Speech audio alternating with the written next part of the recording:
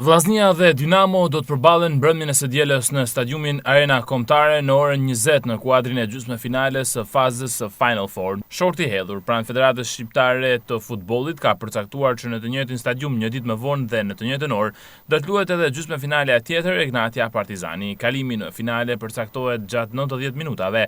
Në rast barazimi në gjysmëfinale, në finale kualifikohet ekipi renditur në vendin e parë dhe të dytë, që në këtë rast janë Egnatia dhe Vllaznia.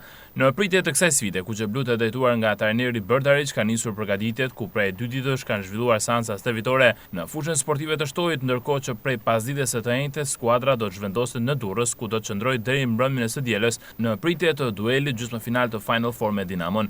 Nga sa bëhet e ditur, grumbullimi në qytetin bregdetar do shoqërohet edhe me 2 seanca stërvitore të premten dhe të shtunën, ku skuadra do të vendos përfundimisht në lidhje me formacionin anti-Dinamo. Tekniku Berdarić ka në dispozicion të gjithë lojtarët titullar si dhe ata të stolit, për të cilëve ai pritet të marrë më të mirën. Nga ana tjetër, në mbështetje të Kuqebluve për sfidën e së dielës, pritet të jenë një numër i madh tifozësh shkodran në shkallët e stadiumit Arena Kombëtare të kryeqytetit. Nga sa bëhet e ditur, presidenca e klubit të futbollit Vllaznia ka planifikuar vendosjen e autobusëve falas pa limit për tifozët që preferojnë të udhtojnë drejt Tiranës për të ndjekur ndeshjen Vllaznia Dinamo, ku krahas atyre që si zakonisht nisen në sheshin pranë stadiumit Lor Boriçi.